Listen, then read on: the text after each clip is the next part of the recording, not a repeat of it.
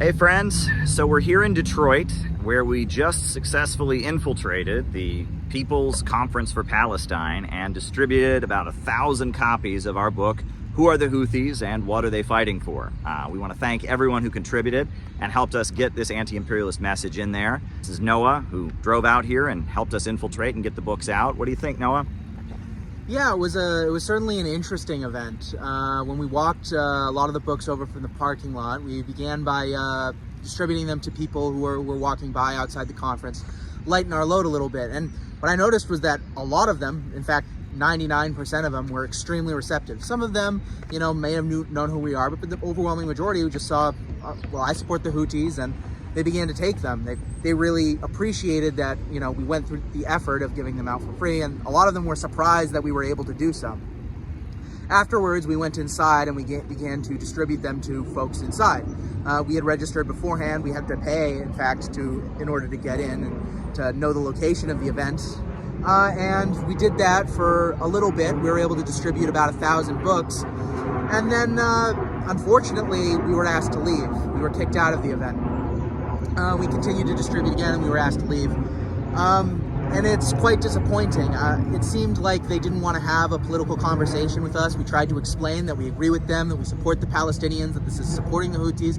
And I can understand how they might have security concerns, because obviously there are a lot of shithead Zionists out there who, are looking to disrupt. But we cclearly were not that. We were trying to say, we agree with you, we support you, and there are a lot of Arab Americans there who feel very strongly that the Palestinian people are oppressed, and they're right to feel that way, and that they need to do anything that they can. And to some degree or other, I felt like they were being taken advantage of. It almost seemed like it wasn't that it was anything political, yet, for reason that we were kicked out, but it was that we didn't pay a fee to set up a table. Yeah, the whole thing just seemed like a big giant crafts fair. It was almost like it wasn't really about Palestinians. It was about like selling, trinkets that look Muslim or look Arab or something. We were there because we view the struggle of the Palestinians as well as the struggle of the Yemeni people as tied in with the struggle against imperialism, and the future of American working people is tied in with the struggle of the people of the world against the Zionists and the imperialists. But we were able to get them out around the conference. We got them out in the parking garage. We put them on cars. We got them out in all the hotels where people from the conference were staying, and we got them everywhere. And so we're glad we did it. Thanks again to everyone who supported us, and we are going to keep doing what we do.